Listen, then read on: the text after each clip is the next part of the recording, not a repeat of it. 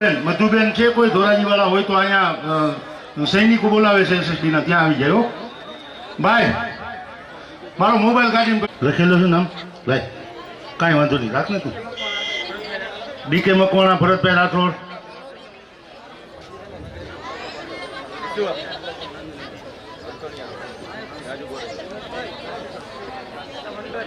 અશ્વિન અશ્વિન અશ્વિન હો અશ્વિન ચૌહાણ, હા અશ્વિન ચૌહાણ આવી જાઓ હાલો. પિયુષ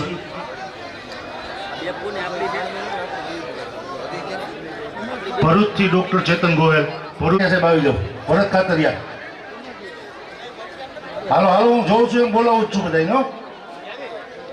આશીષભાઈ ખાણિયાને વિનંતી કરો, આશીષભાઈ ખાણિયા આવી જાય. તાલુકા પંચાયત પ્રમુખ દીપક મકવાણા આવી જાય.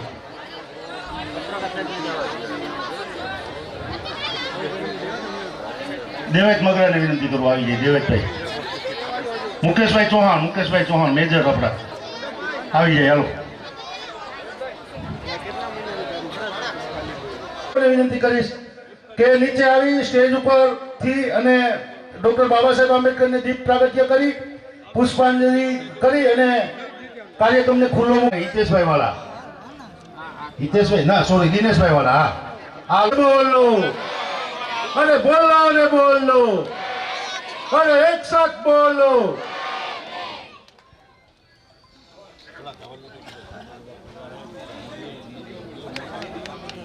રતિભાઈ માકડિયા આવે છે તો રતિભાઈ માકડિયા લાઈવ કરવામાં આવી રહ્યું છે અને જુનાગઢની એક્સપ્રેસ ચેનલ દ્વારા, જુનાગઢની એક્સપ્રેસ ચેનલ અને અજય વાણી યુટ્યુબ ચેનલ દ્વારા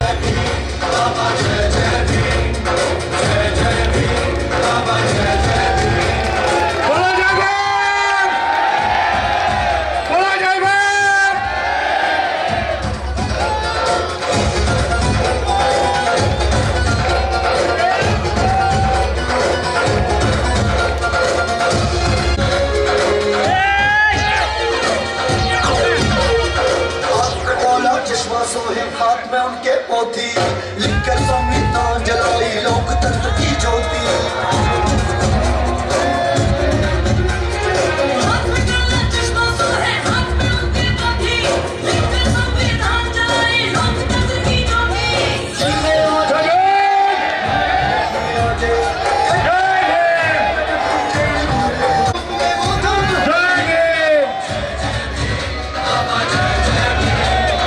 મારા શબ્દો કંઈક અલગ છે કે હું પૂછું છું મુજને કે હું શું કરું છું, મને જે નથી ગમતું એના માટે હું હરું છું ફરું છું.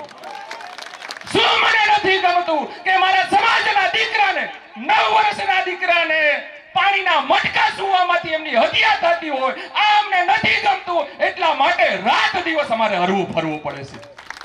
મારા સમાજના દીકરાને મૂછ રાખવામાંથી એમની હત્યાઓ થતી હોય, ગોળી સરવામાંથી એની હત્યા થતી હોય, કાનમાં કડી પહેરવામાંથી એમની હત્યાઓ થતી હોય, ત્યાં સુધી કહું કે નેર ગામની અંદર મારા બુઝુર્ગો રામજી મંદિરની અંદર જાય અને એમને માર ખાવી પડતી હોય. આ વસ્તુ અમને નથી ગમતી, એટલા માટે અમે હરીએ છીએ ફરીએ. અને જયરાજસિંહની ભાઈએ વાત કરી, દેવદાનભાઈ, મેં એનો વિડીયો જોયો હતો.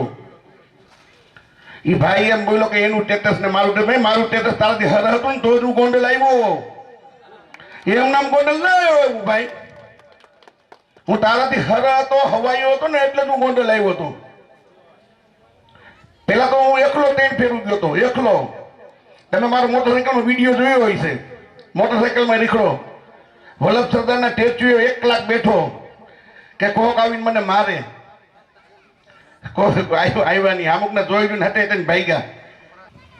મેં નક્કી કર્યું છે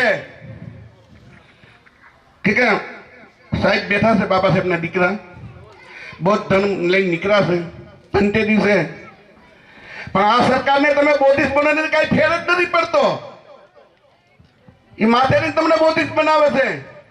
મેં ભારતીય બૌદ્ધ સંઘમાં કામ કર્યું છે, ભારતીય બૌદ્ધ સંઘનો રાષ્ટ્રીય મહામંત્રી હતો અને મોહન ભાગવત મારું સન્માન કરવાના હતા. રાષ્ટ્રીય ડોક્ટર બાબા સાહેબ આંબેડકર રાષ્ટ્રીય એવોર્ડથી મને દિલ્હીમાં સન્માન કરવાના હતા મારું. મેં નક્કી કર્યું છે કે હું આખા સમાજને ઇસ્લામ ધર્મમાં નથી લઈ જવા માંગતો, પણ મારો પરિવાર તો ઇસ્લામ ધર્મ અંગીકાર કરે ને. મારો દોઢસો ગણો મારો પરિવાર છે. મને ન્યાય નહીં આપે. જયરાજસિંહના છોકરાએ જે બંદૂકો મારા દીકરાને ભરીથી બંદૂકો પોલીસ કબજે નહીં કરે. 6 મોબાઈલો મારા દીકરાને નંગન કરી મોબાઈલમાં શૂટિંગ ઉતારી પોલીસે કબજે નહીં કરે તો હું 10 તારીખે કલેક્ટર ઓફિસે જવાનું છું ને ઇસ્લામ ધર્મ અંગીકાર કરવાનું છું. રાજુમાંથી રફીક થઈ જાઉં, બીજું હું ફેર પીશે.